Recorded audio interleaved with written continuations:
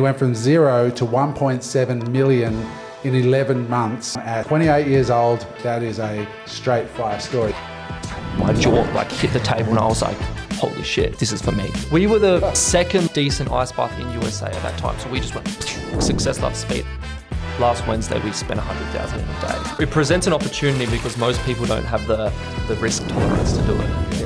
I was extremely cocky. I was like, I can launch anything on Amazon. I'm the king of this stuff. That's never happened to us. And at the time, I didn't even know that I was depressed. I just broke down in tears. I started crying. It hurt so much because I actually came to the conclusion that I had 30,000 USD of stock and it was all moldy. If anything, I'm blessed because that more than anything created desire for me to be better. What was your first month? First month was rest. What?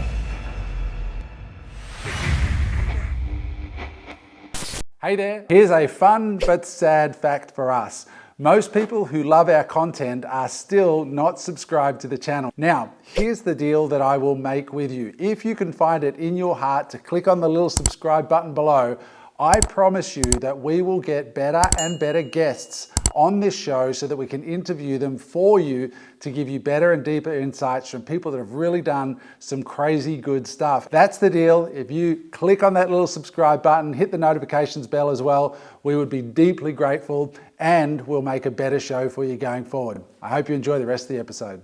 What is up, everybody? Welcome back to Unemployable. We are back, and last week we only had 3 on the pod, and this week we have a full house with this young man, Eric, here joining us today. How you doing, buddy? Yes, I'm doing very well, Adam. It's a real pleasure to be here on the pod with a few titans in the entrepreneurship game here on the Gold Coast. So, too kind. Mate, we're stoked to have you here. And if you are a young person watching this, this is the episode for you because Eric is an absolute killer in the online space. He started a business 11 months ago, not his first online business. I think it was your second or third?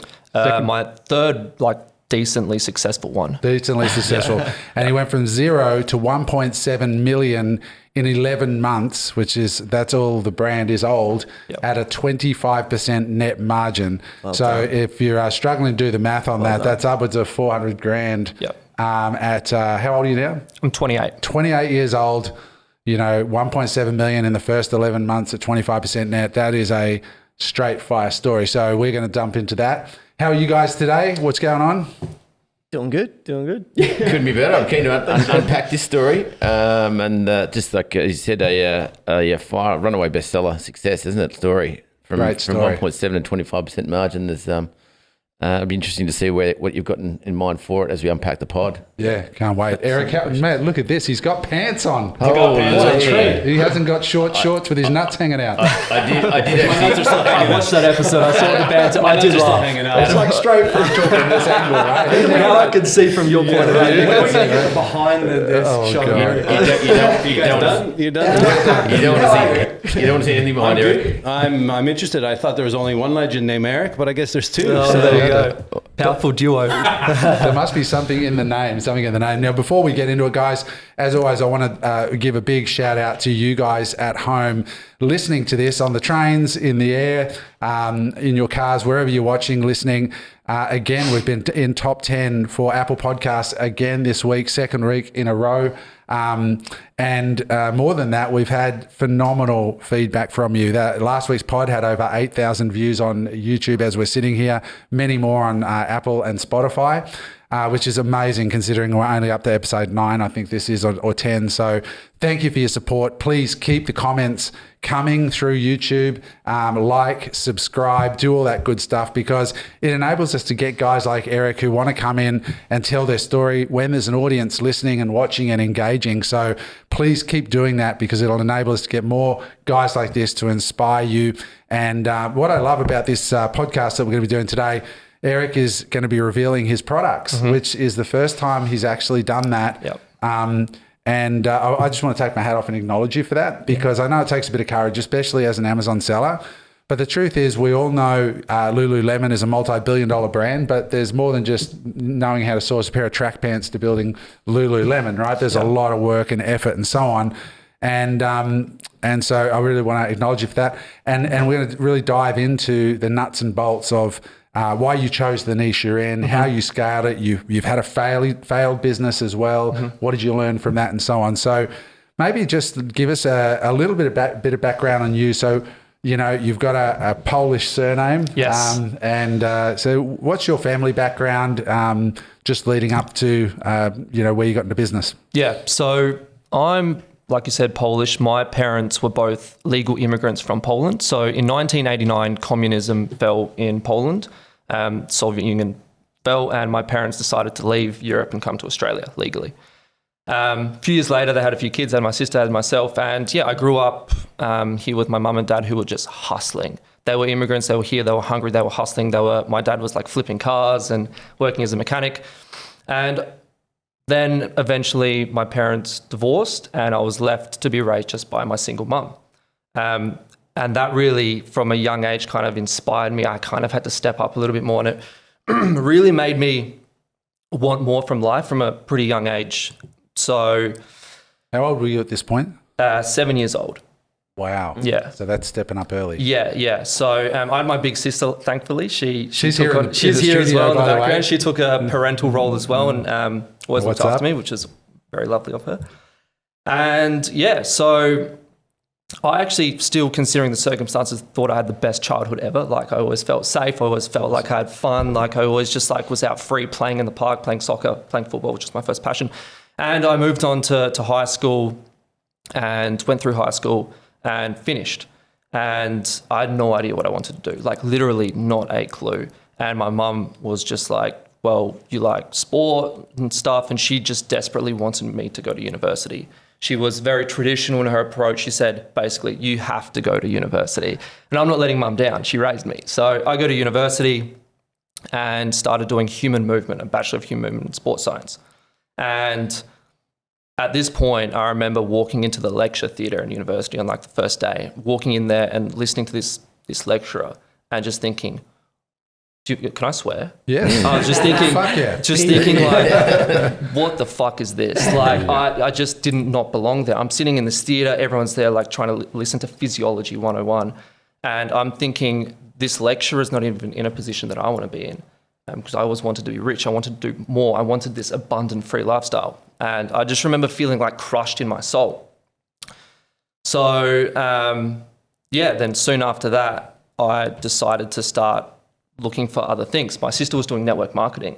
And she was like, hey, Eric, come to this event on the Gold Coast and, you can meet some people and stuff. And what was it? Do you remember? It was Isogenics. Isogenics, yes. Woo-hoo. Shout out Isogenics. Shout out to Isogenics, because although I didn't like network marketing at all, I went to the event and my life changed drastically. Yeah. I remember everyone was just speaking about vision boards. Everyone was speaking about the law of attraction. Everyone was speaking about goal setting. Everyone was speaking about just like this stuff that for me, and my mum used to always watch the movie The Secret on repeat.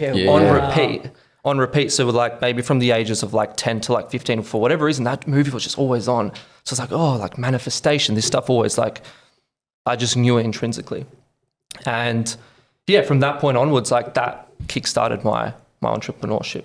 So basically you had a hardcore Eastern Euro dad. Yes. And you're super close to your mum, but from the sound of it. Yeah. And you got your first exposure to the personal development success world through MLM, which is a very common path. And we all joke about MLM, but honestly, it was my start too with Amway, and it got me onto listening to tapes and books. And I don't think any of us would be at this table if it wasn't for the industry of personal growth. 100%. Yeah. So hardcore Eastern Euro, you Polish. I know my old business partner, Joe, was Polish. Yes. And you guys are psychos, man. Like, far out the work ethic of a Polish. You guys must have went through some shit in the war, I think, and it's just made you hardcore candidates, right? Like, so that's your background. I sort of understand that. But things went a bit sideways. Mark, you were talking before. Yeah, I'm sure we'll touch on it. I hope you don't mind me bringing it up, but you got arrested and you said in one of your Instagram posts you then turned your life around. I'd love to know how you turned your life around. Because I want to know what he got arrested for. This is the thing. It sounds horrible. Too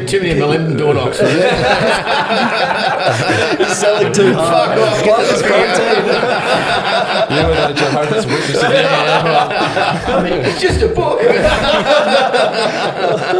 I mean, you're only 28, dude. A lot of people just keep pluttering along and take a while to kind of turn that shit around. Yeah. And then the other thing I was just going to mention is The Secret. So Conor McGregor actually talks about listening to The Secret. So tell me about how you reckon some of those lessons kind of rubbed off on you, even though it was in the background. Let's start with the arrest. Start with the arrest. It's very two contrasting things. Let's hear about the hippie bad boy.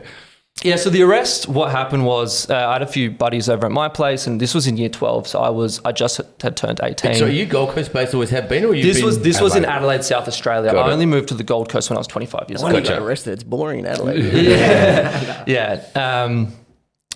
So yeah, a few buddies were at mine. We're playing FIFA, and we were drinking a few beers. I'm 18 years old. I'm having a good time with my friends, and we got hungry, and we wanted to go to McDonald's to get a feed. Now I don't eat McDonald's anymore, just to make that clear. But we wanted to go to Macca's, and we started going for a walk, which it was about maybe 10 kilometers from my place, and we'd been drinking a few beers, so we're not going to drive, obviously. So halfway between McDonald's and my place is a school, which was actually my high school, and it started pissing down with rain. So we were halfway on the road there, and it started raining, so we had to go and seek shelter somewhere. And it was actually a very unfortunate event because we were seeking shelter, and in the meantime, there was a construction site. They were building a new year 12 hub center, and we were just some curious young guys. We were like, oh, let's have a look what's in there. And so the door was actually flapping open, and we were just like, let's have a little explore. And what actually happened was there were trip wires or whatever, and the police rocked up super quick with German shepherds and dogs and stuff. Wow. And they're yelling at us like, why'd you guys do it? What are you guys doing? We're like, whoa. We're just going in and just having a look. They thought we were vandalizing and graffitiing and stealing stuff, which we were not. And then, me and three buddies got chucked into a paddy wagon, and we're like, what the hell is going on? For some salacious story. It's like the cops. It's like I spent 12 years getting away from this fucking joint. You're going to come here for fun? It's raining. Yeah. So it wasn't too bad. No, it wasn't bad at all.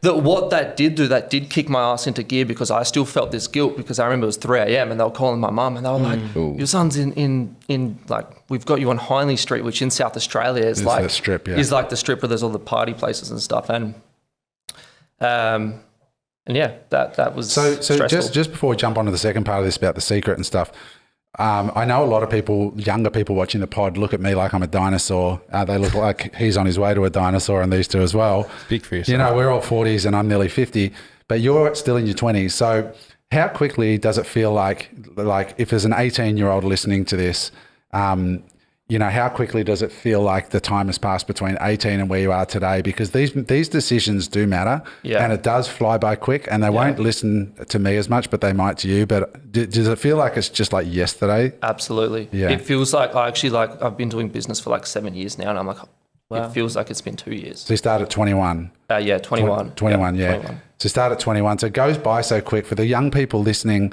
really listen to what Eric's saying here, because it does go quickly, and before you know it, you will be 28 like he is. Yeah. And look at where he is at 28, which is just remarkable. So about the secret, how did that sort of rub off on you, do you think?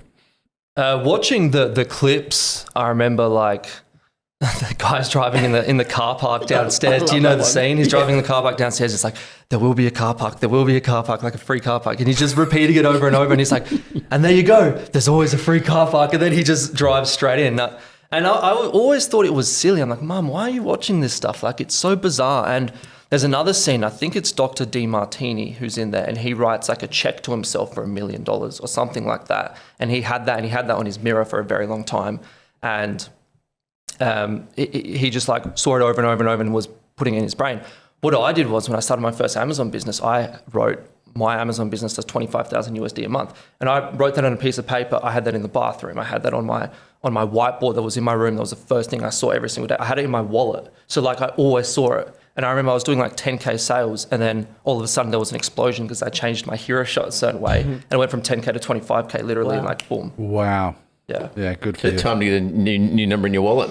What's that? Time to get a new number in your wallet, upgrade to 50 so I've upgraded it to many 7 figures down. Yeah. So I think sometimes people don't realise that that's how simple it can be. I got 2 stories that kind of similar. Dom hates going to Chadstone during Christmas, and she's like, we're not going to get a car park. We're not going to get a car park. I'm like, we'll be fine. And I rock in straight away and get one. Yeah. And the other one is that I had a $1 bill and a US $1 bill, and I added all the zeros to get to $1 million. And I had that up on my wall. And I did the same thing after your seminar, Adam, Reliable, and did 100K a month. And that stuff just works. It really does work. I truly believe that it works wholeheartedly. Well, you guys are going to have a good chat because both of these guys are Amazon sellers. Mark does about $4 million a year right now. You're doing great as well. So for those listening, just to put some context in case it's your first time tuning in, Mark is also an Amazon seller. I've been an Amazon seller for quite some time, as has James, and Eric's a big e-com seller with Eric's business does over 100 million a year now, directly through e-com. So we all have a background in e-com and Amazon. I've got an e-com business as well, just because I know there's listeners that are just tuning in for the first time to this pod. Yep. So tell us about your journey you started on Amazon, right? Yes. Yeah. So how did you decide to sell on Amazon? And why did you decide? How did you discover it? And then let's talk a bit about your journey to your first product. Yeah, it's a funny story because one day I actually walked into my mum's home office and she's like, in a thick European accent, it's like, Eric, I bought Amazon course. And I'm like, what do you mean you bought an Amazon course? She's like, well, there's this guy and he reminded me of you. And no offense, Adam, but I'm like, what do you mean? I'm 22, and Adam, so be 40 at the time. But then she's like, the energy reminded me of you. And I'm like, okay, whatever. So my mum bought it. And at that time, we were living off of This is my course. Your course, okay. Reliable Education course. Yeah, it was the advertisement of you walking along Gold Coast and, doing the spill. Yep. And at that time, we were in a financially difficult situation. Mum wasn't working and she was living off Centrelink. So and the fact that she bought the course and it was one of the early bird, it was like $1,000 USD or something. Wow. And she bought it and it was a big deal because I was like, what are you doing, Mum? That's crazy. And I remember watching the first video and being like, okay, this is interesting. And then the second video, you were going over products, and one of the products was these 2 claws, and these claws you'd use to pull out a turkey out of the oven for Thanksgiving or something, the bear claws, and they were doing $160,000 a month. And I remember sitting there, my jaw hit the table, and I was like, holy shit. And I knew, I said it to myself, this is for me, 100% this is for me. And then 11 months later, my Amazon business was doing... That made more sense than your university lecture. Oh, completely. And I bet now, looking back now, Mum's not upset you hadn't gone to university and spent the money on the course. Well, I actually ended up finishing university as well, which was a pain in the ass. But yeah, I did, yeah. Wow. But, yeah. How cool is that your mother's actually taken the impetus and the first step to buy a course, which is probably so against her grain to start with. Yeah. With you in mind. Yeah. Thanks, Mum. Thanks, Mum. Absolutely. She's an amazing lady. Changed the trajectory of everything. We're here now. Yeah. Pulling these numbers. It's great. I think PBD, Patrick Bet-David, says that the 3 traits of highly successful people, one of them are that you have unconditional love, that you get that unconditional love at one point in your life from somewhere. Another one is that you have a lot of pain somewhere. And then he says choose your enemies wisely. But I definitely associate with that unconditional love that gave me that confidence as well to just do it. So lucky those of us have got great mums. Shout out to all the mums out there for sure. Yeah. I know we're all blessed. We're all blessed in that way for sure. And shout out to PBD as well. Great content. So there you are. You found this course. Your mum invested in you. And for young people listening, I think all of us would agree that when you don't have money and you're wondering where to start spending the little money you have, the first place is always in yourself. And I say this as somebody who's not selling courses anymore, but it's just what all of us here have done, including you. Your mum invested in you. Yeah. Because the payoff on you is the best payoff of all. So you saw these bear claws, you did the course and you're like, I'm going to do this. But just for those who don't know the Amazon business model, in just simple terms, what's the general gist of it? Yeah, so just simply put, you find a supplier on Alibaba from China. So let's say the bear claws. Yeah, bear claws. You find somebody, you go to Alibaba, you type in bear claws for meat. Yep, exactly. You order MOQ to start, so minimum order quantity, which is typically 50 to 100 units. You don't want to overexpose yourself, start small. Yep. Then you get the manufacturer to manufacture your products, which can typically take 30 to 45 days. And then simply put, they ship it for you or a freight forwarder, but I get the supplier to do it first time, straight to Amazon's warehouses. Amazon has warehouses all over America and also all over Australia now as well. Then your listing becomes live on Amazon when the units get checked in. And a listing is basically like a storefront, which showcases your product, has all the images, has the bullet points, has a description, has a title. It shows your product that you're selling it. Then a customer goes onto Amazon, finds your listing, clicks on it, buys your product, cha-ching, you make money. And Amazon ship it out? Amazon ships it out, fulfills it, takes care of most customer service as well. That's the basic model. You can live in Adelaide or the Gold Coast, wherever you are. Yeah. You order it from China. It goes to the market you want to sell in, whether it's Europe. Now, you sell today into Australia, America, Canada, and you're opening in Germany as well. We're opening in Germany now. How exciting. Just think about that, guys, that there's a young man here in Australia selling into these 4 markets around the world from home, right? That's bananas. There's one piece in that journey there, as Adam said, we've all had our journey on Amazon or e-com or whatever, that you talk about the branding though. Like anyone can go and buy a tennis ball, but the branding piece, is that one of your fortes? Yeah, I view myself as a brand builder. I'm not just an Amazon seller that throws some shit up and sells it. Like, I build brands. Yes. So what I mean by that is like coming up with a nice name, having a nice logo, coming up with something that emotionally resonates with the avatar, which is the exact customer that's going to buy the product. Got it. And I like to sell products as well that I'm the avatar for, which means that it's easy to do the branding because you're selling it to yourself. So why don't we use that as a jump-in point for Greg? He'll throw this up in post, but if you go onto your Instagram, you can see the products here. This is the first big success. It's, for those of you listening, you can jump on Instagram, you can look it up. It is prodigyX Gear. Yeah. prodigyX Gear. Yeah. It is a phenomenal Insta page that you've put together. Thank you. And a phenomenal brand.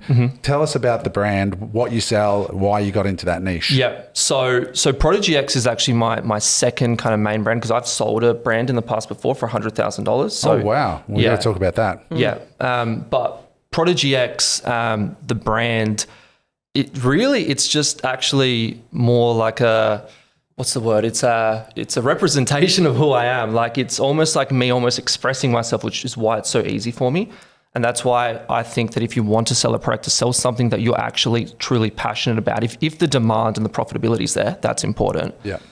Then it's so easy to brand it. So what does prodigyX sell? prodigyX sells ice baths. Ice baths. Ice baths, yes. We were just hanging shit on ice baths last week. Not really. The memes are hilarious when you see people taking the piss out of ice baths. The counterculture's coming now for the ice baths. It's so funny to watch. Oh, ice baths are terrible for you. It comes for everything. So you're in the ice bath niche, obviously a booming niche. You know, if people are making jokes about it, memeing about it, it's been successful. Yes. So you sell these where? We sell all these over. in Australia, we sell these in USA, we sell these in Canada, and now we're moving into Germany. And now we've also created our private label Shopify website. So we're going to be doing that too. So why did you decide on, how do you do your due diligence on a niche as an Amazon seller? Let's start there. Well, it starts with demand. Right. It really starts with demand. And I think most people go wrong here. They see like a scented candle on their table and they're like, well, I think that scented candles are going to sell well. But there's no real data to suggest that. That's what most people think. So where do we get the data? Somebody listening to this, if they've got an idea, how do they verify that there is volume? Yeah, so you want to jump straight onto Zonguru. You need something like Zonguru that tells you, yes, this has demand. And demand is showcased in two ways. I like to look at revenue mostly, but there's also search volume. But for me in Australia, because now I focus on selling in Australia, I look for products where the top seller is doing a minimum of $10,000 a month revenue. Okay, the top seller is doing a minimum of 10 grand a month. So for those who don't know what Zonguru is, it's a piece of software that analyzes Amazon, and you can use it, to do research. But if you're running an Amazon business, it also does a whole lot of processes. And full disclosure, that's my company. Well, I've tried other ones as well, though. And Zonguru is the easiest to use. Is it? Yeah. Well, so do you also look at, remember the days when we were doing product research, you look at revenue for sure, but also competition. Is there one runaway bestseller that's going to be hard to track down? Yeah. Like, is it a red ocean or is it a blue ocean? Or how do you see yourself cutting into that market if you do like it? What's your edge? Is about that comes back to brand or? Yeah, I like to do like a really in-depth competition analysis where I actually break down all of the top sellers. I'll break down their images. I'll break down their titles. I'll break down if they have A+ content, which means they have a registered trademark, which means they can have a video and all of this extra stuff. So if they don't have a video, I'm like, shit, okay, that's already opportunity if they don't have videos. Yeah, which means they're probably smaller, less experienced. So what you're saying, an A+ seller, can you just say that again slowly? A+ content. How can I tell a normal listing on Amazon from somebody who's got A+ content? Yeah, so a normal listing on Amazon won't have a video. And when you scroll down in the product description, it won't have images. It'll only have text. It'll have the images at the top of the listing, like all Amazons. Yeah. But then when you scroll down, there's sort of like a HTML like page. It looks like a PDF almost. Yeah, it's pretty ugly. Yeah. Yeah. But it's got graphics and images further down. So what you're saying is those sellers who have a video and that additional content are more experienced, they've got a trademark. And what you're saying is if you go to Amazon, you don't see any of those listings, you go, wow, here's an opportunity for alarm bells, ding, ding, ding, could do something. Yeah, so you're looking for a minimum of 10 grand a month in sales at the top level. And then you could do an analysis of the competition by looking at how good the photos are, whether they're A+ contest there. What about reviews, stuff like that? What else do you look at? Yeah, I look at reviews for sure. Reviews, actually, we've really come to grips as being probably the most important part of an Amazon listing nowadays. Social proof is massive. Mark, I'm sure you can attest to this, where you see these horrible listings and these horrible products, but then they have 3,000 reviews and they're the top seller.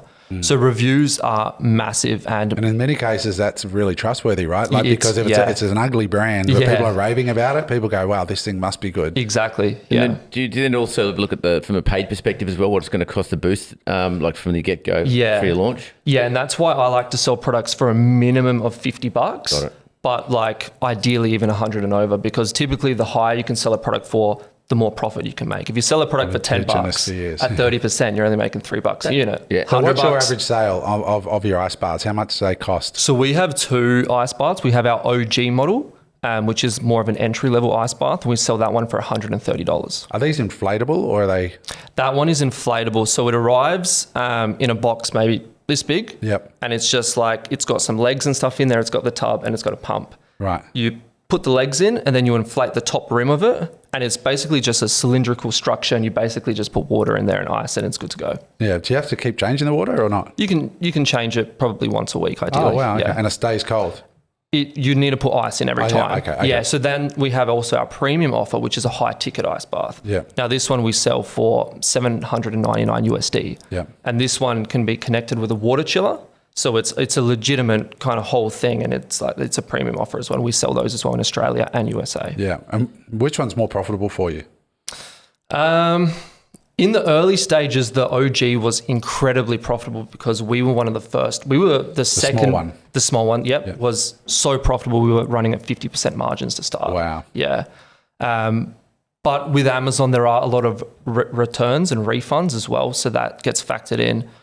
They're both probably evenly as profitable when you consider everything. Yeah. Yeah.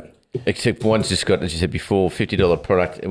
A point where it stops being about percentage margins. It talks about cash profit. Yeah. You can buy so much more traffic with the cash. Yes, exactly. You have to spend money on PPC. Because with $700, you're going to have a much higher gross margin. Absolutely. We make $300 US per unit. Yeah, it's like my toilets. Yeah. So for just before we move on for this, because it is a really important factor on Amazon. So many inexperienced sellers they think the least risk possible by selling the cheapest item possible. Mm-hmm. But by doing that, you inadvertently put yourself in the highest risk category, because then you're competing with, hundreds of millions of Chinese students, for example, who've got, $1,000 to start a business, and they're looking to do exactly the same. Whereas when you bump up to these $700 products, like less people are inclined to go and drop. How much is a container of those things? Oh, I didn't want to say. It'd be like 6 figures, right? Yeah, we like last Wednesday we spent 100,000 in a day. On a container. So that just knocks out a lot of people. So you're actually taking less risk often when you go up the price chart. But also oversized as well. A lot of people go, it's oversized. Shipping's going to be a lot more. It's like, exactly. That's exactly why we're doing oversized. Not air freight. It's a little bit another barrier to entry as well. Absolutely, yeah. It presents an opportunity because most people don't have the risk tolerance to do it. Yeah. You mentioned that now you look at revenue and demand, and like when I first started, I was looking at demand before revenue. Mm-hmm.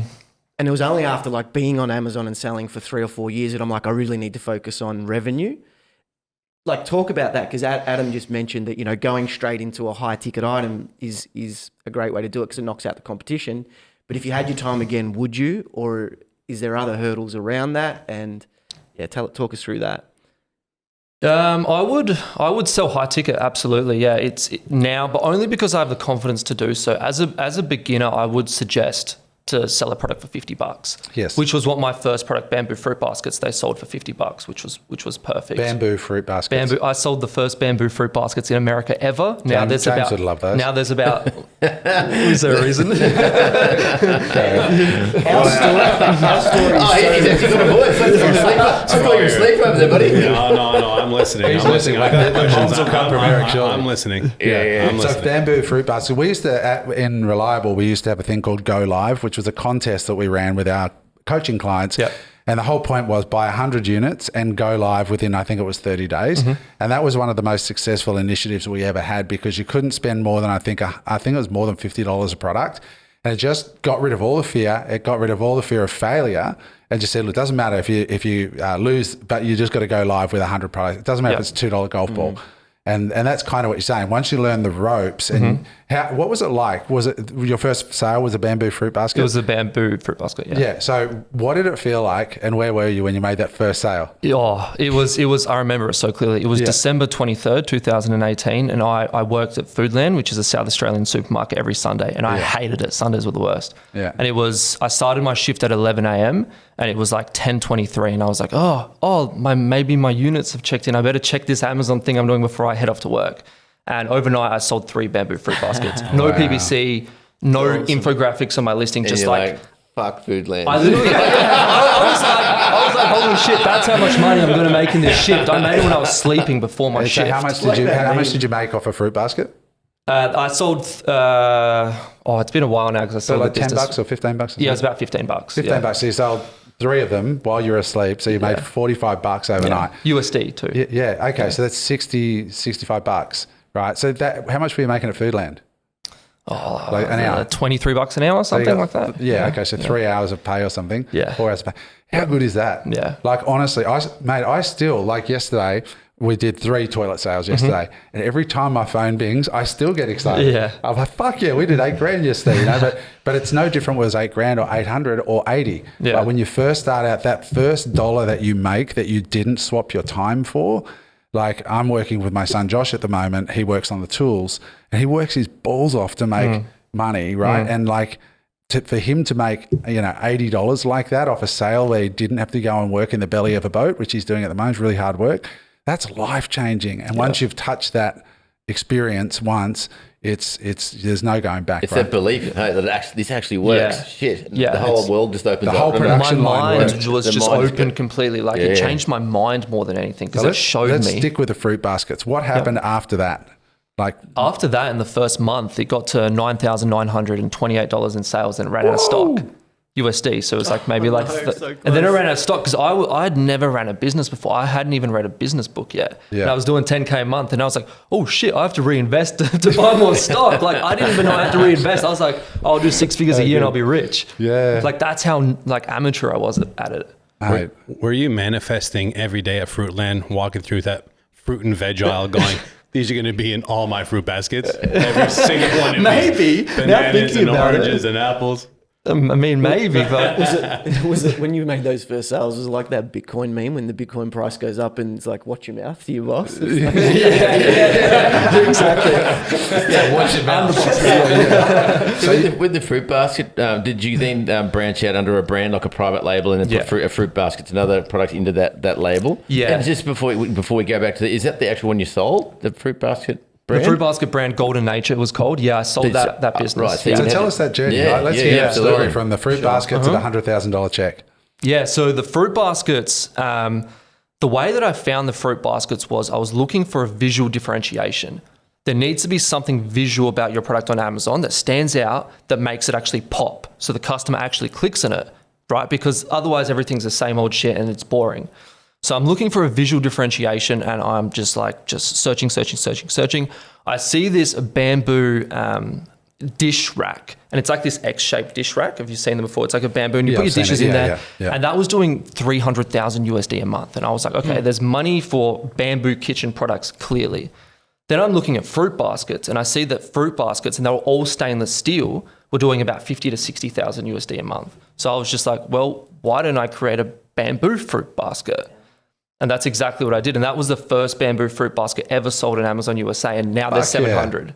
Mate, how good is that? Yeah. Well done. 700 sellers. There's 700 bamboo fruit baskets How now. good is that for a story? Can you That's- listening to you, it's just like listening to Adam, just the different Yeah, mouthpiece. Really? Exactly. Yeah, that's basically exactly what it is. So, Yeah. so you start selling these fruit baskets. You're the first bamboo fruit basket seller on Amazon. I'm so proud of you. Yeah. And then you scaled it up. At what point did you sell it? Because I know there's kids listening to this going, "What the fuck? This guy sold for $100,000 to most listeners is enormous. Like to have had your first exit. So how did that happen? What happened? Tell us the journey. Yeah, it took several years. I ran that business for 3 years and I launched other products around it. So I had my hero product and then I started to get a bit more savvy with my Amazon skills. I made the listing better. I'd got nice packaging done and I did all of that.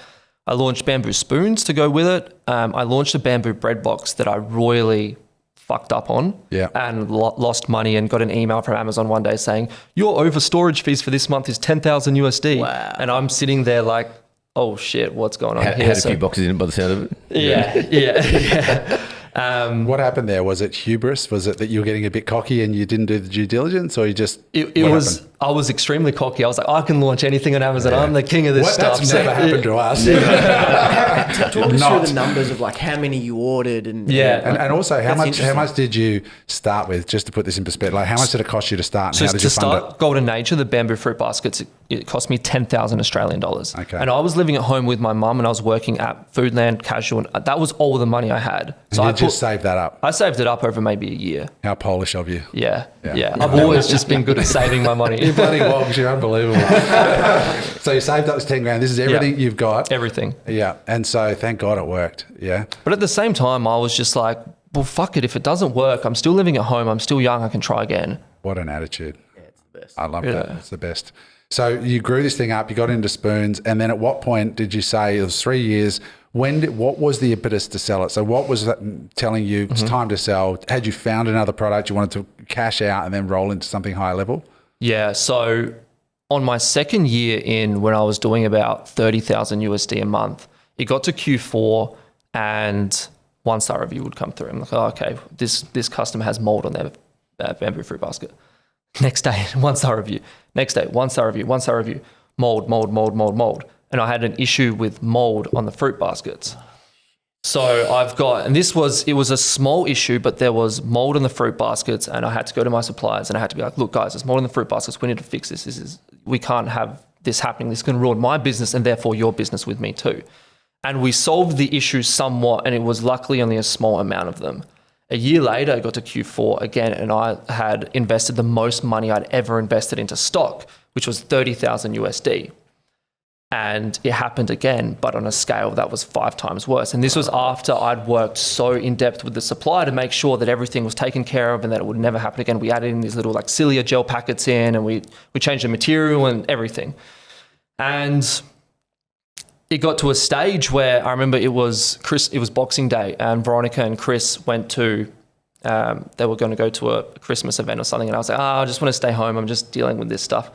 And I remember I was going to the gym, and I went into the gym bathrooms, and I just broke down in tears. I started crying. Like, it hurt so much because I actually came to the conclusion that I had 30,000 USD, which is 50,000 Aussie of stock, and it was all moldy.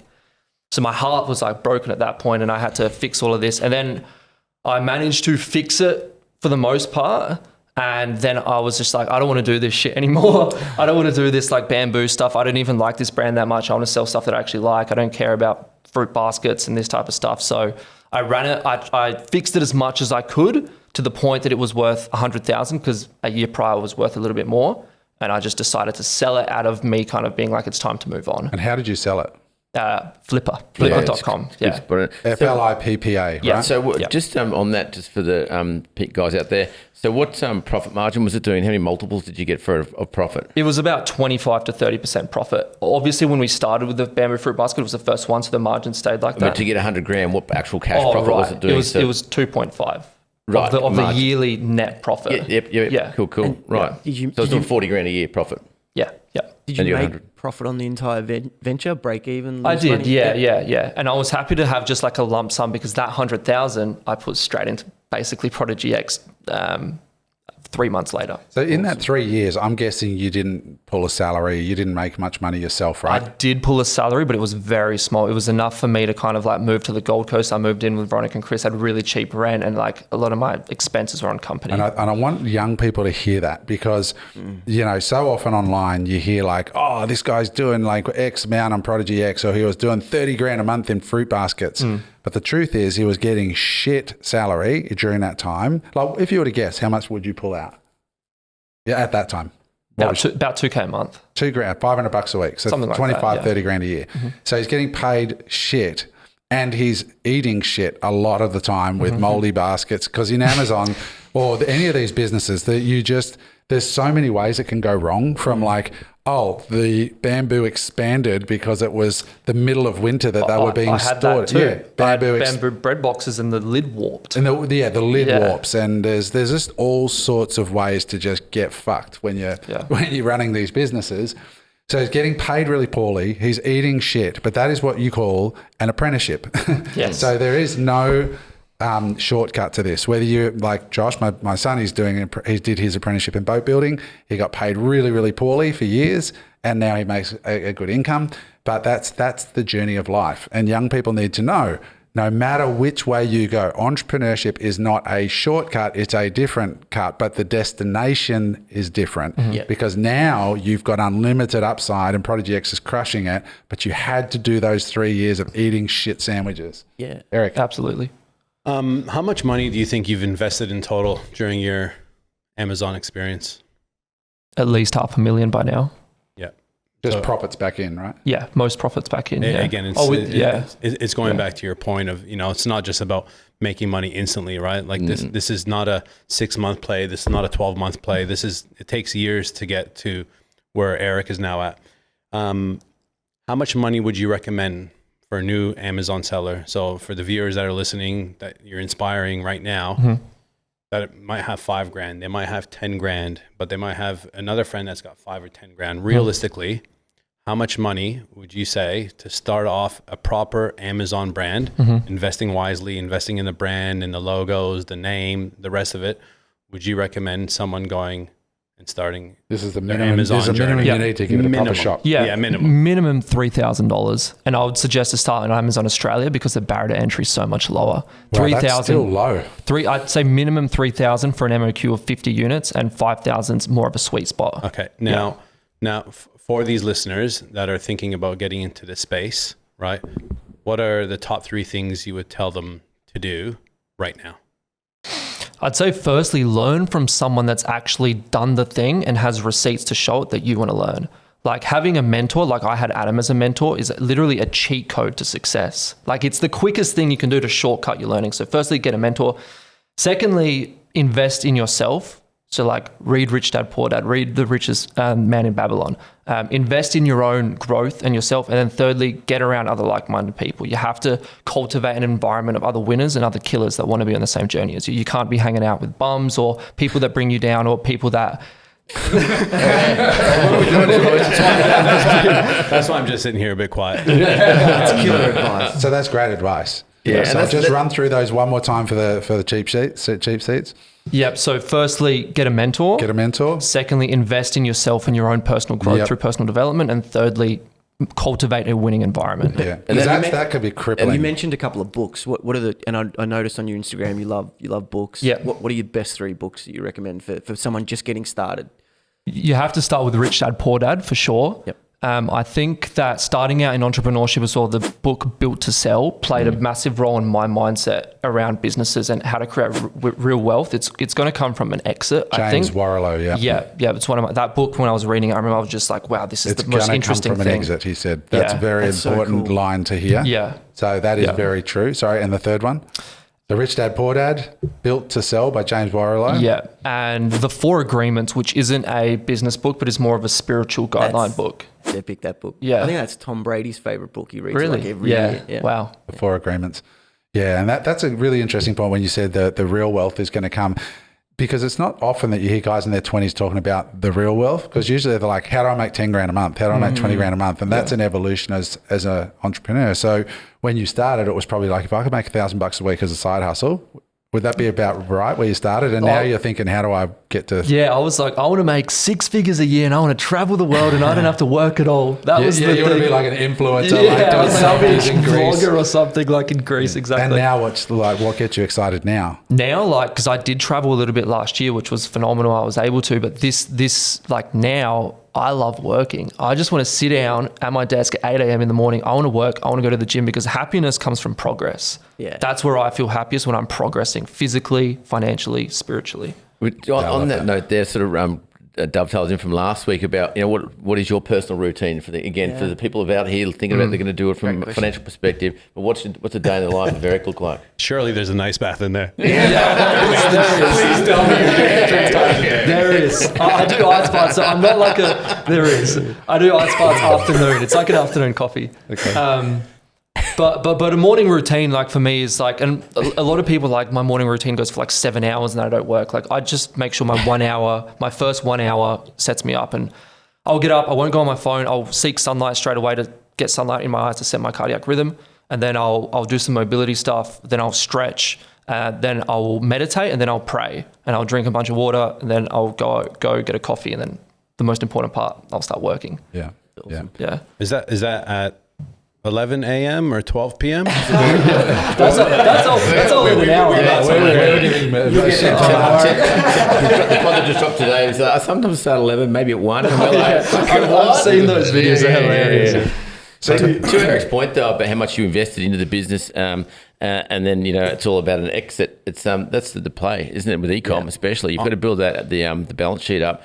In brand and inventory, and then cash out on the way through. So you're beyond your years, Even Elon Musk sold PayPal, right, to fund everything else. Yeah, mate. I saw a post April 2021. Clear vision, crystal clear vision. I think was a caption. Tell us more about the vision, because, mate, you're super inspiring, and I just want to hear about it. Thank you. My vision is to have a very large property, like a massive farm with heaps of animals and having a loving family. That's my vision. That's awesome. That's why I do what I do. Are you single? I'm single. You're single, but Yeah. ladies, Well, it's not a call out, but it could be. This podcast is going to blow up. Be careful, mate. Rich young white guy. All right, so you heard it here first, ladies. You're single. So let's jump into the ice bath business a bit more. Get back to the dirt. Like on the pod, we try and always spend time in the dirt because it's where the growth is and the details. So you're selling these ice baths, you're sourcing them from China. It's the same sort of thing. This time, I guess you're coming in and you're thinking, what are all the things that could go wrong? Where's the moldy bamboo basket in a ice bath, right? So you're sourcing from China. You how do you establish like your price? Like you're looking at the market and you go, I'm going to come in here, because there's obviously ice bath sellers out there. I watched a pod the other day of these guys doing 100 million a year selling ice baths. They're plunge. Yeah. They're doing 100 million a year now. Yeah. So how do you look at the landscape and not get intimidated by plunge, for example? And how do you pick a spot to come in, and what's your logic of like how I'm going to price and how I'm going to carve out? Yeah, and exactly what you just said. It's logical. It's not like I think I should sell at random price. It's logical. So I like to look at the top seller. What are they selling for? How many reviews do they have? If you're coming in as a brand new ice bath and you've got no reviews yet and you're more expensive than the top seller, then why would someone want to buy your ice bath? It wouldn't make sense logically. Yeah. So I like to come in between the top seller and between the shitty lower seller and kind of like come in the middle, get a bunch of reviews, and then I can start maybe competing with that top seller for price. Yeah, that's good. And I will say this, for the new punters listening to this, I would not recommend this niche because it is super competitive. It's very competitive. It's very competitive. You've really got to know what you're doing. Start somewhere else.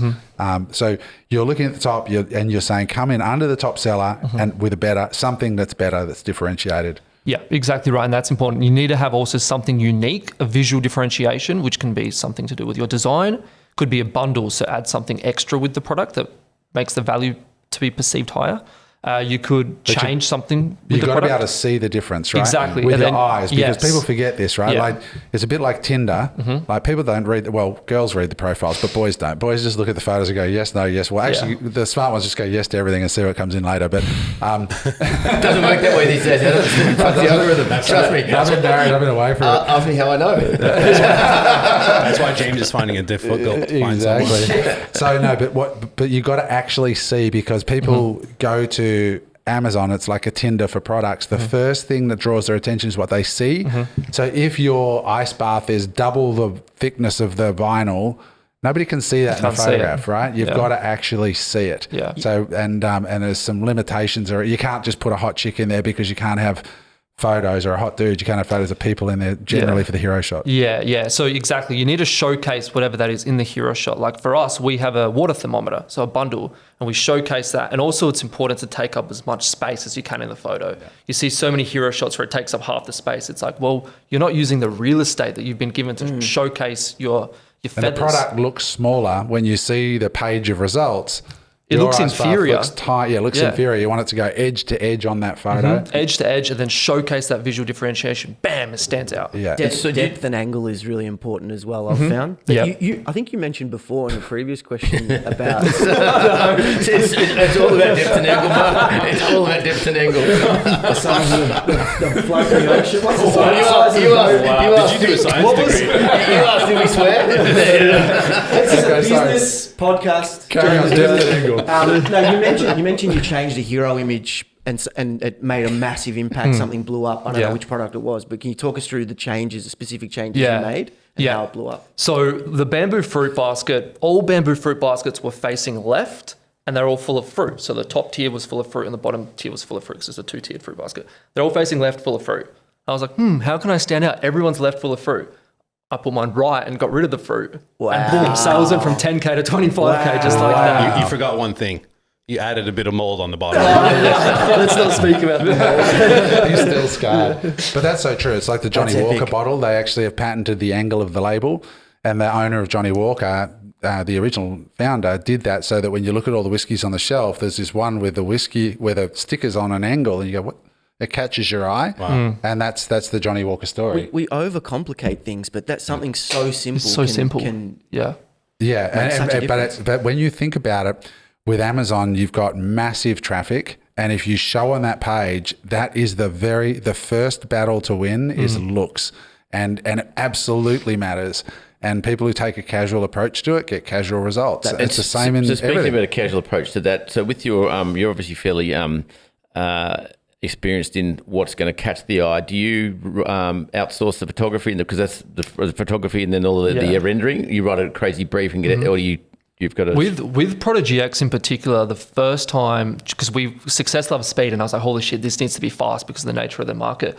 We went onto Fiverr and just got CGI images done, which is computer generated imagery. And it basically looks real, and it's cheaper than real photography, and it's very quick. So we got CGI done, and then once our sales took off and we had everything ready to go, we then moved on to actually like outsourcing like professional, like we did a really good package with all lifestyle imagery, which is so important, and also product photography. That's more great advice, that minimum viable product. Just get the runs on the board. So you've got to act fast. ProdigyX is a great name. You came up with it, or did you? ChatGPT. ChatGPT. So you ChatGPT the name. The logo, where'd you get the logo done? The logo I made myself in Canva. I just saw some images and I was just playing around with it. And eventually I'm like, that looks cool. I love this. So ChatGPT for the name, Canva for the logo. And you can use Midjourney for the logo, by the way. I use Midjourney visuals for so many other aspects in my listing. And you went to Alibaba to source the product? Yes. And the listing information, did you write it? Did you use Zonguru? What did you do to... For the title and the keywords and everything, absolutely Zonguru. But in terms of the product description and the wording, because I've always been pretty good at writing in English, so I just wrote all of that myself. Where does your product fit price-wise today? If I was to go to ice baths, are you the highest or are you under the highest? What is it? In Australia, we are the highest because we're the top seller by far. We really have good real estate and we're the most dominant. In America, we're about mid because it's super competitive. Yeah. What's your split between Aussie sales and US sales? So US sales are far higher just because of the sheer volume of customers on the website. But funny enough, Australia profit is much higher. Wow. Amazon Australia is just incredible. Yeah, I was telling people that ages ago. You just recently did $100,000 in a single month just on Australia. In Australia. Because we've got to remember this 1.7 is from a standstill start. Like, what was your first month, roughly? First month was 100,000 US. What? No, like first month in Australia. I mean, when you started the brand. 100,000. You went from 0 to 100,000 the first month. Within 6 weeks of like from idea to by the end of it, it was 100,000 US. We were the second like half decent ice bath in USA at that time. So we just went. That's why I was like, success loves speed. I had to be super aggressive. Well, fuck, man. That's when he started growing the beard. Like he's like, I'm in this. Let's go. Wow, that just blew my whole theory out. Well done. So with that success love speed part, you don't get time in 6 weeks to build a social media presence. How social been important for this new brand, prodigyX? Social only started 2 months ago, maybe. Right. Wow, really? Yeah. Veronica's like a social whiz over here. Like I've seen her, because you do social for Zonguru, right? Or you did once upon a time, yeah. Was she helping you with that or? No. A little bit, but no, it's kind of no, not really. You young people are just good at it. Like I look at it, fuck, it's really good. Yeah, Veronica's amazing, but we're different in our styles. Okay. Yeah. So how long ago did you start this again? We got our first sales March 16, 2023. Like when you think of that, and when we started talking about Unemployable, it's not, not much longer. Yeah. Like it's very short period of time. But that's because you've done your apprenticeship, right? Yeah. Like you've done the apprenticeship. You're not starting from square one. You're starting from like I'm a qualified Amazon seller now. Yeah. And that took 3 years and eating shit sandwiches and shit pay. Yep. And I actually was getting a haircut the other day and I was chatting with my barber and they asked me what I do. I kind of explained the story and he was like to me, you make it sound so easy. And I was like, well, it's only easy once you're confident. But it took me 4 years of like actually creating the skills, doing the training to become competent that built that confidence. Yeah, so give me the scissors, son, and I'll show you what I mean. And you turn around and try and cut his hair. Exactly. So many people focus on, I've got to get that product right and whatnot. But the biggest part of your success for the ice bar is probably all the failed products because that's where you did all your learning. Right? And the private label brand Utopia Palms that we did as well, because the branding on that and all the lessons from this brand with social media and stuff as well. And that all went straight into prodigyX. These are great gifts, by the way. Thank you so much. You're still, just to pass this question, you're launched on Amazon, crushed it, clearly. And you've got two products. You've got a smaller product like the portable, and then we've got the big guy. Yeah. One, are you looking to build out more products underneath that brand, to build out like 5, 10 in the product suite? Yeah. I've got a list of 10 products I've got on a piece of paper that's on my wall at home, and I'm launching all of these this year. Yeah. Got it. Yeah. And so then with that, are they all Amazon? Directly focused for Amazon? What are you thinking when you jump offline? Because I heard you mention before you've now got Shopify sorted. Have you started? This is the second part of that question.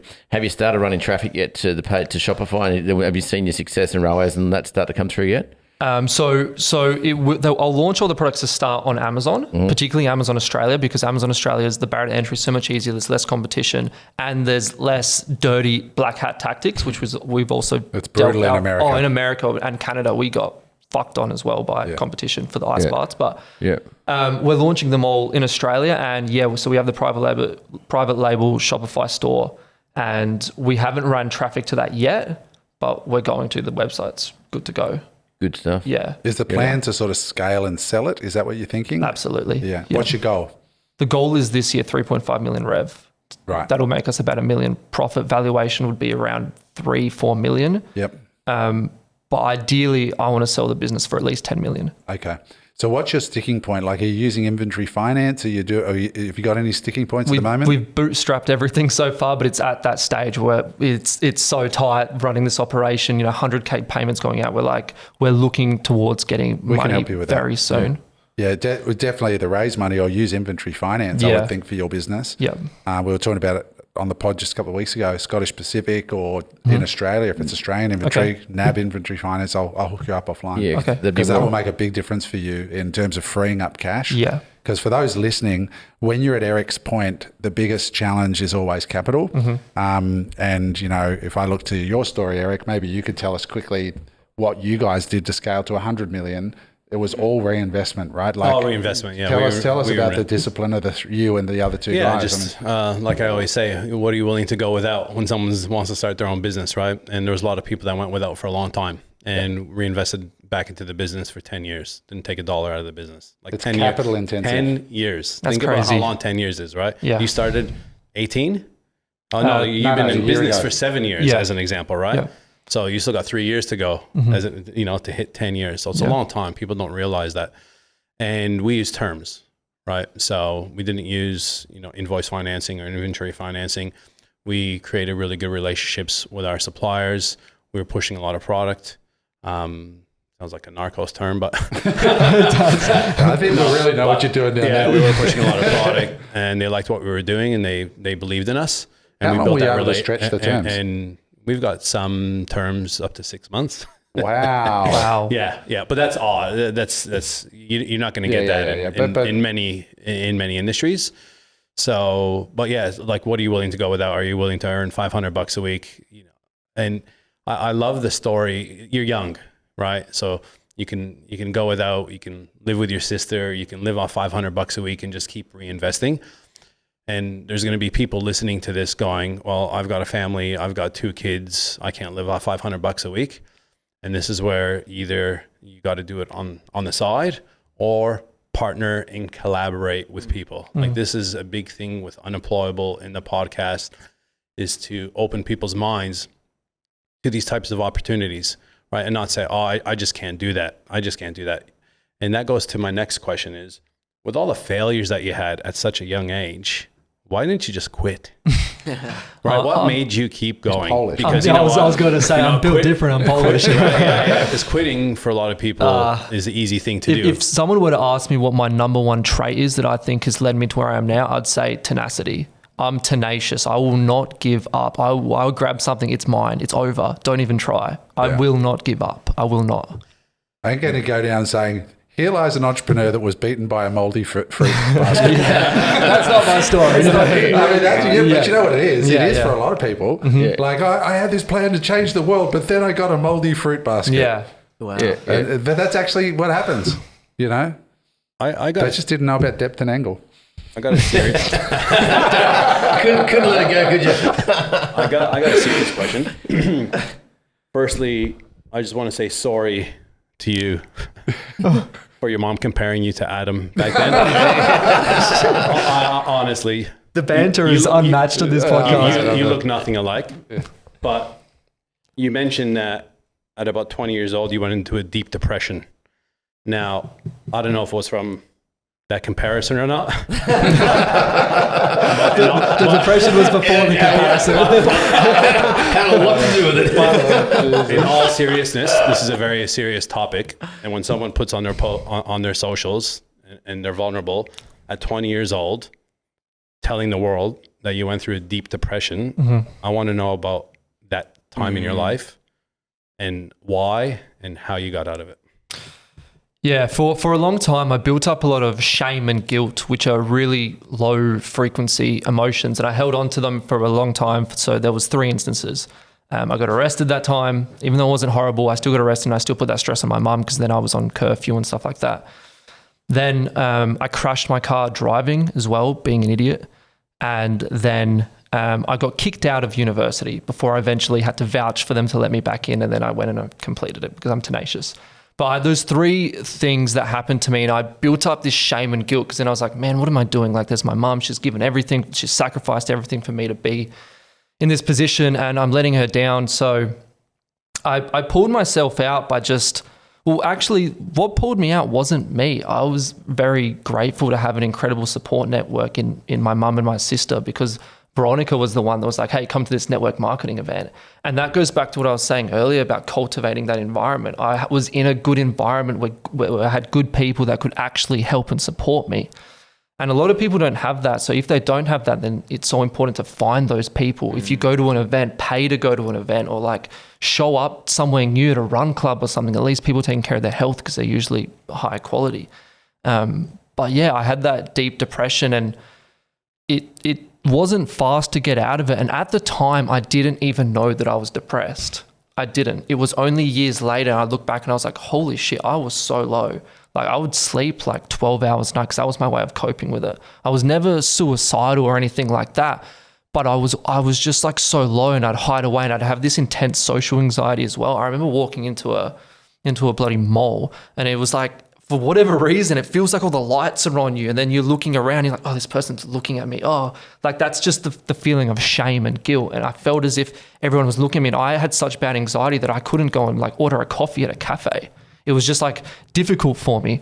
But what pulled me out was that support network. And then once I had that support network, and then I found a mentor, then I started actually cultivating an environment within myself by reading the books, and like it created, if anything, I'm blessed because that more than anything created desire for me to be better. It created this drive in me that I'm just like, it's the fuel because I'm never going back to how I felt. Never. And you keep mentioning mentor. Is that Adam? Adam was my first business mentor. Yeah. So, I've had several other mentors as Adam, well. You mentioned obviously surrounding yourself with the right people and your mentor. So Adam indirectly helped you during that time without him even realizing it. 100%. And that's right. It's like, you don't even have to know people in real life for them to be your environment. It's also like, who do you follow on Instagram? Are you following OnlyFans chicks, or are you following Alex Hormozi and Robert Kiyosaki? Like, choose what you're watching every single day. Like, when you're on, are you going to go on Netflix and watch some bullshit TV show, or are you going to jump on YouTube and watch someone who can at least influence you positively? That's still your environment, what you watch, if you don't have access to people directly. It's not a coincidence that there's 5 successful entrepreneurs right now, and we've all dealt with anxiety and depression. You know, it's a big thing. It's so common, and most of us deal with it, right? And it's regularly, yeah. And I think it's got to be in our DNA, the way we're built. Yeah. You know, but again, it's like you said, it's just having that tenacity and that network and being vulnerable, right? Yeah. And it's a very important topic, and we've touched on it on a couple of podcasts, but I'm glad that, you know, you're being vulnerable and open up about it, because there could be people listening right now, like Adam is probably listening, going, wow, I didn't even know that, you know, I had that kind of impact on someone. Yeah. And it's confronting at times, right? So that's great. Thank you. That's huge. There's definitely stats that say that there's a higher incidence of anxiety and depression amongst entrepreneurs and CEOs. But the point that you made about not even recognizing it until looking back, like that's such a big point. I think so many people just don't recognize that they're going through it, and that they can't see the early telltale signs. Yeah. And I think more awareness around that definitely needs to be spoken about more. So if you're listening to this and you're in that place, you know, the first steps perhaps are to talk to a mate and get out there and you know, pick up a book or start watching something positive, feeding the mind, and then getting the body moving. Get out and go for a run. Get out and get around some people. It is really important. It starts with the mind and the body, and they're both two things that are free and can be taken action on straight away.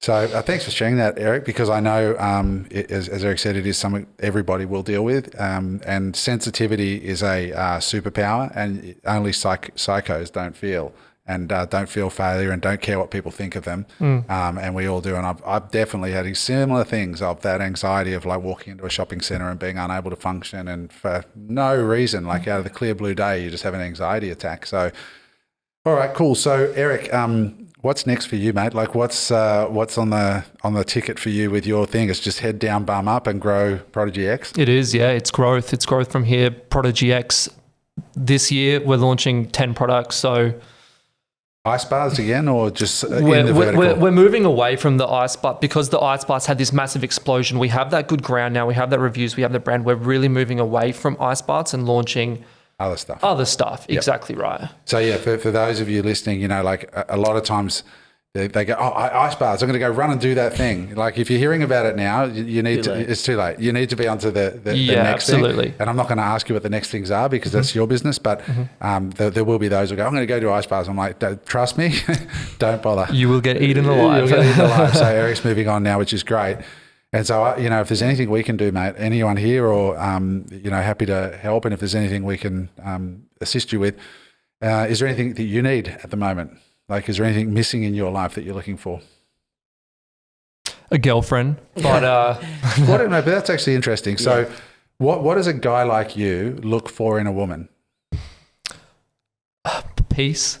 I find that for entrepreneurs, people like us, we're out in war, we're out in battle, we're out hustling, we're dealing with suppliers, we're dealing with hijackers, we're dealing with shit going wrong all the time. I think it's important to find a lady where you can go home to and she brings you peace and she charges you up. And then in the meanwhile, as a man, provide her with security and protection and love as well. You're an old-fashioned dude, and I love it. Yeah.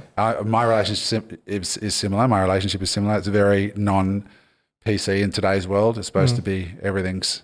I'm with you. Like I like that sort of blend. It's. I think it's amazing that you've been able to cultivate this much success without having that person in your life already. Like, if you ask me what's my secret to success, I'd say it's my partner, Dominique. And I probably wouldn't be here without her. So the fact that you've actually gone out and cultivated all that on your own without that is just, huge thumbs up. You get the right partner, you're only going to go further ahead. You're just going to 10x where you are now. Yeah. What other attributes? Just because I know there are going to be young women listening to this going, I would love to get a boyfriend like that, or maybe a future husband like that. Like, no bullshit. What else are you looking for? Don't worry what other people think. What do you think? I also think that it's important for my future wife to also have like a bit of a fiery side too. Like I said peace, it's funny because it's a contrast, but I like a bit of attitude as well, because it also like it's spunk. To keep it like exciting as well and fun and like lively, and fun's important too. Having a good time, and in any scenario, just being able to laugh. I think that's so important in a relationship for no reason, just being able to laugh. Shit can be going wrong. Doesn't matter. If you're sleeping under a bridge, you can laugh. I'll make sure I don't introduce you to my wife. Because everything you're saying is Jen. So we're all on the same page here, aren't we? Yeah. And what are you going to bring to the table? What do you think it's important for a bloke who's an entrepreneur to bring home to the family? I am traditional, like you said. I think it's important for the man to provide. I think the man should be the provider. It doesn't necessarily mean the sole provider in that she can't work. Like if my lady wants to work, she can work and do whatever she wants, of course. Yeah. But I do think that it's important for a man to protect as well. So money and protection. Anything else you think are good? Unconditional love, absolutely. Love's actually the main one. It's got to be built on a foundation of love, also trust and loyalty. Universal both ways. Yeah. Yeah. It's great. I love it, mate, and thank you for sharing that as well, because I think that's an interesting discussion. Yeah. I actually do get DMs from women saying, I'm not hitting on you, but how would I meet a guy that's actually got their shit together like you and the boys on the pod? And I show every one of them to my wife. So just so you know, honey, this is coming. But there's a real disconnect, and a lot of women out there are actually looking for good dudes that are hardworking, got their shit together, not to be taken care of, but just to find a good dude. Like, how do you find a good dude that's not a dickhead? So that's why I asked the question. I got an interesting story from a mutual friend of ours, Sam Hope. Okay. So I rang Sam before. I said, give me a little bit of dirt on Eric. Is there anything, I know you guys are good friends, and he didn't give me much, to be honest with you, but he's got one comment here, which I thought this was pretty cool, because I consider myself the king of networking, and this is pretty cool. So it says, Eric and I met through one of Adam's Instagram lives. He reached out to me via DM after seeing me comment on one of Adam's Insta lives in 2018, 6 years ago. Eric, which was based in Adelaide, and I, which is Sam, on the Gold Coast, used to catch up every Monday morning for an hour Zoom chat before school, when Sam was in school, for 2 years straight. Wow. And they never met in person, right? Until 2 years after that. Story. And we are best mates to this day. Yeah. And obviously we're doing some pretty cool stuff with Sam, and you're doing amazing stuff. So how's that for networking? Yeah, if you didn't reach crazy. out. I remember that, because I don't really do that that much. And I just saw this guy. I'm like, oh, who's this young guy? And he's just like, typical Sam, something like hyped up, like, love it, Adam, like with heaps of exclamation marks, just super like excited. I was like, who's this guy? Just click on his profile, DM'd him, boom. Don't underestimate that guy's listening to this. Like, if you're a young person, you want to know how to build your network, it's as simple as that. But it was a sincere outreach on Eric's part to a young guy. Like last Friday, I had a couple over who I met through Instagram, right? Like there's some connection there. So nurture those relationships. I can tell you, looking back on my career, and as I approach my 50th birthday, Like I've known James for a long, long time now. The richest parts of my life are my network, and I've got a network of people like Sam I've had for like 25 years, 30 years, some of them. Wow. That's really wonderful. I'll let you on a little secret because this isn't coming out till next week. As long as you all can be careful. Keep a secret. We don't want to know all your secrets. Just from Sam, like after the pod finishes today, we're going down to inspect some office space that we've just taken a lease on for a business that we've co-invested and backed Sam into with another guy. So Eric and I are putting up the bucks. He doesn't know until his birthday on Thursday. So we're going to turn up at the birthday party and pull out the signed lease with a photo. I'll be there. You'll be there. Yeah. So we're going to print it out and we're going to put the logo on the wall, which we're not going to announce right now, but putting the logo on the wall and we're going to give it to him as a birthday present. So here's your new offices in Southport next to Porsche. So it's pretty cool. Did you say you're going to Sam's birthday Thursday? On Thursday, yeah, for the dinner. I'll make sure my wife don't come. I'm not doing it. Wow, man. That's insecure much. 170 years. She could get the name mixed up or something. I don't know. Eric, yeah, she'll never forget that name. I want to hope your wife doesn't watch this podcast, to be honest. It could be a whole lot of shit, man. Jesus. All right, Eric, thank you for coming in, mate. Yeah, thanks, buddy. This has been a great pod, and I really want to acknowledge your openness on all levels, not just the commercials, but your personal life and relationships, anxiety, depression, all the struggles that many entrepreneurs and people deal with. So, and we wish you nothing but success, mate. I honestly have sat here throughout this pod. I'm actually quite emotional just listening to what you've done with it. And, I've been doing this stuff for a long time, and just seeing it land so well in someone like you just makes me feel very, very good and proud, and really happy for you. We'll be across the journey too. We can't wait to see what happens over the coming year when you drop another 10 products in and tell us the story. I'll have to come back on. Exactly. Yeah. It's going to be part two. And hats off to you as well, Adam, just for being a mentor to this, young kid at the time without even realizing it. And here he is so many years later on the pod talking about the millions of dollars and what he's doing and, what kind of woman he wants in his life. So that was one of many.